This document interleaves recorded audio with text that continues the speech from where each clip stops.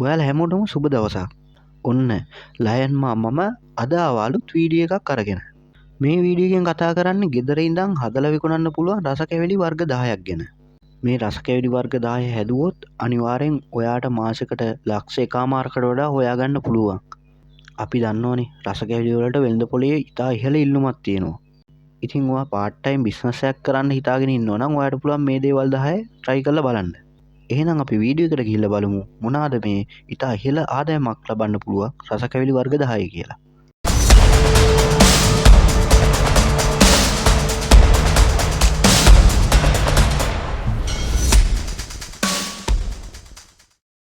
අංක 1 තමයි දොදොල් වර්ග. ඔයාලා දන්නවනේ අපි ට්‍රිප් එකක් ගියත් අනිවාර්යෙන් දොදොල් වගේ ආහාර වර්ගයන් ගෙදර අරන් එනවා. මිනිස්සු ගොඩක් මේ දොදොල් වගේ රස කැවිලි වර්ග කන්න කැමති. මේවට මූලික වශයෙන් හාල් පිටි, පොල් කිරි, හකුරු, කජු, කරදමුංගු මේ වගේ දේවල් අවශ්‍ය වෙනවා. ඔයාට පුළුවන් මේ දොදොල් හදන්නේ කොහොමද කියලා ඉගෙනගෙන මේවා ගෙදරදීම හදලා බලන්න. එහෙම හදලා ඔයාට මේකේ පදම හරියට අල්ල ගන්න පුළුවන් නම් මේ දොදොල් කඩවල් වලට දාලා හොඳ ආදායමක් ලබා ගන්න පුළුවන්. අංක 2 කිරි ටොපි. කිරි ටොපි කියන්නේ ගොඩක් වෙලාට තේ මේසයකට නැතුවම බැරි ගෑමක්. ඕනම සිල්ලර බඩු කඩේකුණත් විකුණන්න තියෙනවා මේ කිරි ටොපි කියන රස කැවිලි වර්ගය. ටින් කිරි, එහෙම නැත්නම් පොල් කිරි, එහෙම නැත්නම් එළ කිරි මේ ඕනම දෙයක් දාලා මේ කිරි ටොපි හදාගන්න පුළුවන්.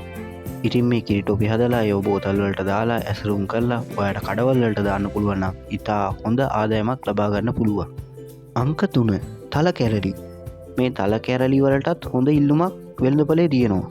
මේවා එදා ඉඳන්ම කිසි වෙනසක් නැතුව සිල්ලර බඩු කඩවල් වල වුණත් විකුණන්න තියෙනවා.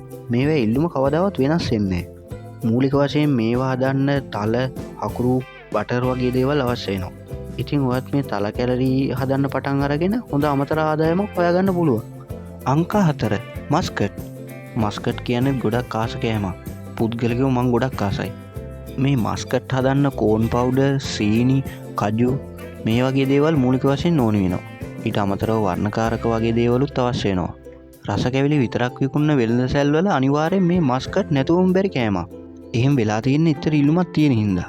ඉතින් ඔයාටත් පුළුවන් මේ මස්කට් හදන්නේ කොහොමද කියලා YouTube එකේ වුණත් වීඩියෝ තියෙනවා. ඒව බලලා ගෙදර ඉඳුනත් හදලා බලන්න. වැඩේ සෙට් නම් ඔයාට මේව පැකට් කරලා වුණත් විකුණන්න පුළුවන්. අංක 5 පැණි කජු.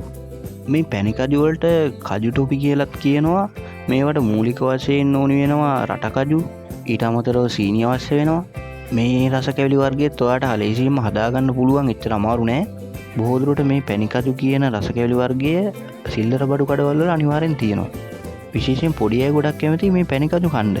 ඊට අමතරව ඕනම සිල්ලර කඩේක මේ විකුණන්න තියෙන හින්දා ඔයාට මේව නිෂ්පාදනය කරොත් වෙනද සැල් වලට දාන්න අමාරුත් නෑ. මොකද මේ වෙනුවෙන් ඉතා ඉහළ වෙළඳ පොලක් නිර්මාණය වෙලා තියෙන්නේ. අංක 6 බූන්දි. මීට ටික කාලයකට කලින් නම් මේ බූන්දි විකුණන්න තිබ්බේ රස කැවිලි වර්ග විතරක් විකුණන වෙළඳ සැල් වල. හැබැයි දැන් ඉතින් සිල්ලර කඩවල් වලත් මේ බූන්දි වර්ග පැකට් කරලා විකුණන්න තියෙනවා. මූලික වශයෙන් පාම් පිටි, බේකින් පවුඩර්, සීනි, පොල් තෙල් වගේ දේවල් මේ බූන්දි හදන්න අවශ්‍ය වෙනවා. ඉතින් ඔයාට ගෙදර ඉඳන් වුණත් මේ බූන්දි හදලා කඩවල් වලට විකුණන්න පුළුවන්. අනිත් කාරණේ තමයි අවුරුදු කාලවල වලට එහෙම ගොඩක් මේවා විකිනනවා වැඩි. ඒක ඔයාට අවස්ථාවක් කරගන්න පුළුවන්. ඉතින් මේ බූන්දි හදලා විකුණන්න පටන් ගත්තොත් ඒකෙන් ඔයාට හොඳ ආදායමක් ලබා ගන්න පුළුවන්. අංක 7 මාස්මිලෝස්. මාස්මිලෝස් වලට ලොකු පොඩි හැමෝම කැමති. මාස්මිලෝස් වලට හොඳ වෙළඳපොලක් නිර්මාණය වෙලා තියෙනවා. ඕනම සිල්ලර කඩේකට වුණත් මේව බෝතල් කරලා විකුණන්න පුළුවන්. එකකට එකක් ලාභය තියාගන්න පුළුවන් මේ මාස්මිලෝස් විකුණලා. මූලික වශයෙන් සීනි, ජෙලටින් වගේ දේවල් තමයි මේවට ඕනේ අමුද්‍රව්‍ය වෙන්නේ. ඔයා උත්සාහ කරොත් ඔයාට ගෙදරදීම වුණත් මේ මාස්මිලෝස් හදාගන්න පුළුවන්.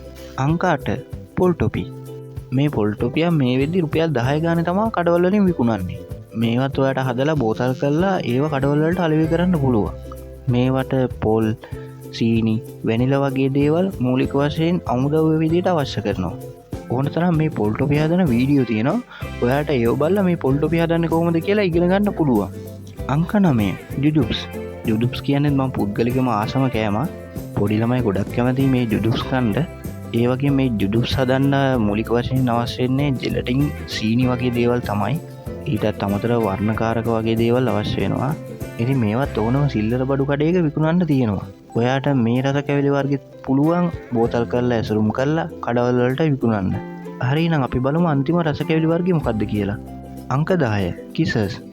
කිසස් කියන්නේ බෝතල් වලට දාලා ඇසුරුම් කරලා වෙන්දපලට දාන්න පුළුවන් රසකැවිලි වර්ගයක්. මට මේ ළඟදී අහන්න හම්බුනේ මේවට සමහරක් පැතිවල අතුරුදහන් කියලත් කියනවා. එහෙම තමයි එක එක පැතිවල එක එක නම් කියනවා. ඔයාලා පැත්තේ මේ කිසස් වලට කියනවත් පල්ලෙහා කමෙන්ට් එකක් විදියට දාන්න. ඉතින් මේ කිසස් හදන්න මූලික වශයෙන් බිත්තර සුදු මද ඕන වෙනවා, සීනි අවශ්‍ය වෙනවා. ඔයාට මේ කිසස් හදන විදිහත් වීඩියෝ බලලා ඉගෙන ගන්න පුළුවන්. ඉතින් මේව කඩවල වලට දාලත් ඔයාට හොඳ ආදායමක් ලබා ගන්න පුළුවන්. හරි. ගෙදර ඉඳන් හදලා විකුණන්න පුළුවන් රසකැවිලි වර්ග 10ක් ගැන මම මේ වීඩියෝ එකෙන් කතා කරා. මම මේ රසකැවිලි වර්ග ගැන වෙනම වීඩියෝ එකක් කරේ. මම දන්නවා මේකේ කොච්චර ආදායමක් හොයන්න පුළුවන්ද කියලා. පොත්ගලිකම කඩේක මේවා කොච්චර වෙළඳාම් වෙනවද කියලා මම දන්නවා. මම ඒකමයි වෙනම මේ රසකැවිලි වර්ග ගැන වීඩියෝ එකක් කරන්න හිතුවේ. මීට අමතරව තව ගොඩක් රසකැවිලි වර්ග තියෙනවා.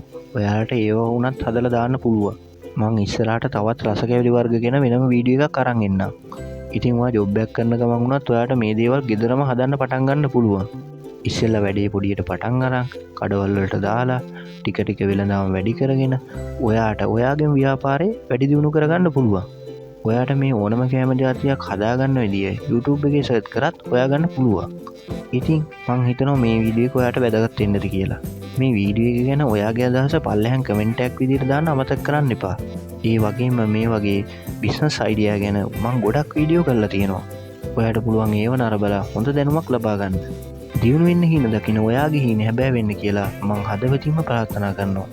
එහෙනම් ඔයාට සුබ දවසක්. මං අදට ගිහින් එන්නම්.